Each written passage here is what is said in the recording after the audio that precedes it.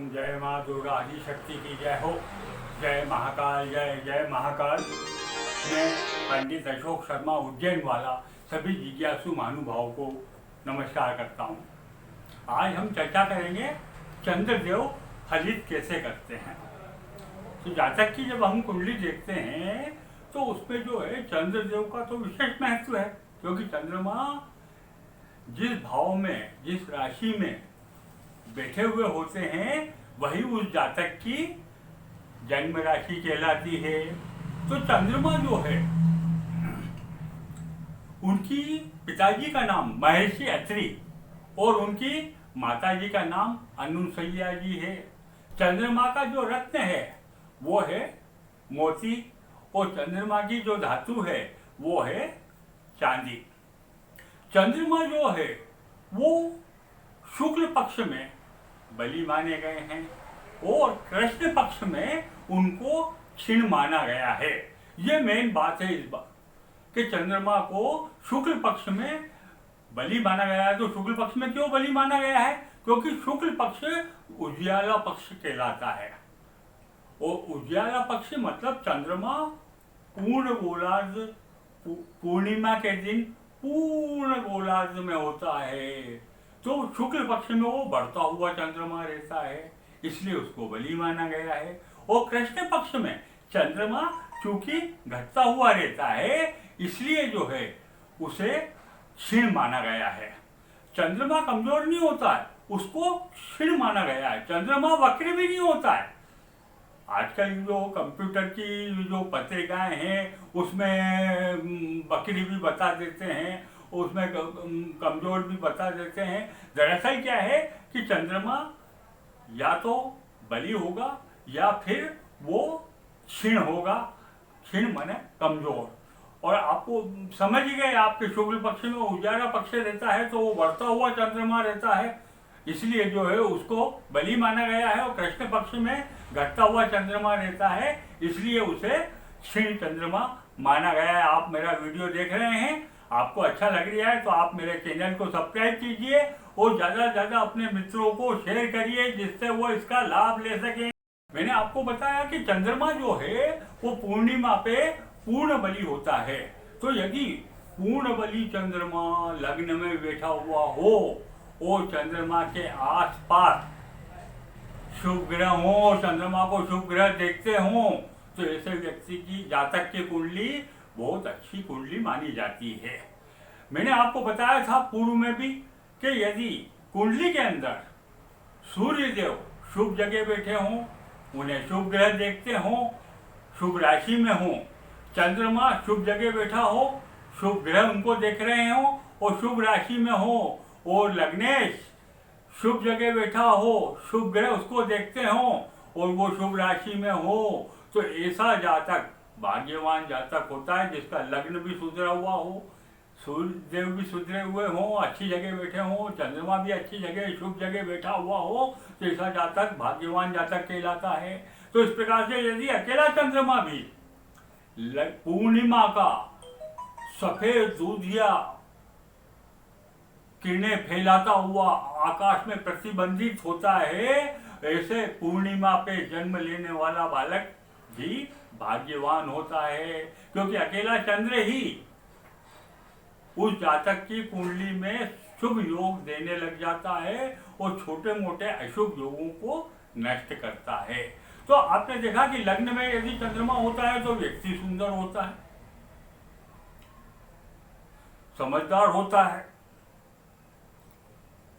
बुद्धिमान होता है और अपने सभी कार्य करने में निपुण होता है। धन धान्य की उसको कोई कमी नहीं रहती है। किंतु यदि यहीं पे ही चंद्रमा क्षीण हो, कृष्ण पक्ष का हो, क्षीण होता है, तो विपरीत परिस्थितियां पैदा हो जाती है।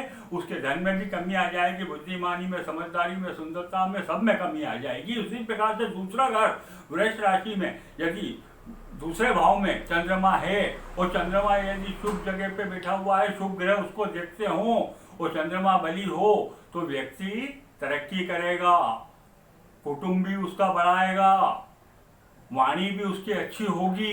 और इन्हीं परिस्थितियों में यदि चंद्रमा क्षीण होता है तो विपरीत परिस्थितियां पैदा हो जाने के कारण व्यक्ति जो है चिड़चिड़ा भी हो जाएगा, उसकी वाणी में भी माने वो कर्कशता आ सकती है और वह जो है नुकसान उठा सकता है।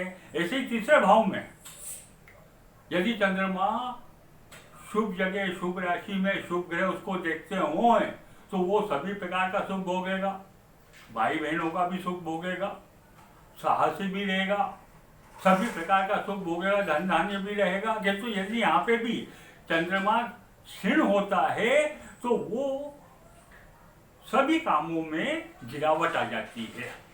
यदि चौथे भाव में चंद्रमा बैठा हुआ है तो चौथा भाव सुख का भाव है, तो चौथे भाव में यदि बैठेगा तो उसको जमीन जायदाद मकान माता पिता का प्यार सब कुछ दिलाएगा।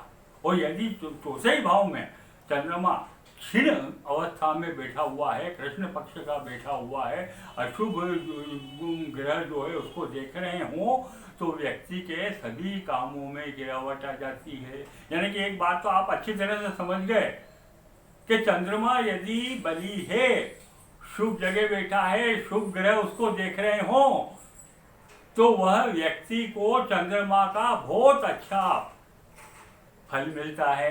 और यदि वही चंद्रमा क्षीण होता है तो फलित विपरीत हो जाता है और आप उसको ऐसे ही समझ लीजिए कि वो विपरीत अवस्था में वो फल उठाता है, नुकसान उठाता है। ऐसे ही पांचवें भाव में यदि चंद्रमा बली है, शुभ योग ग्रह उसको देख रहे हो तो व्यक्ति बुद्धिमान रहेगा, पढ़ाई में भी उसका मन लगेगा, मन स्थिर रहेगा, लोगों से प्रेम करने वाला, आम आदमी से प्रेम करने वाला रहेगा।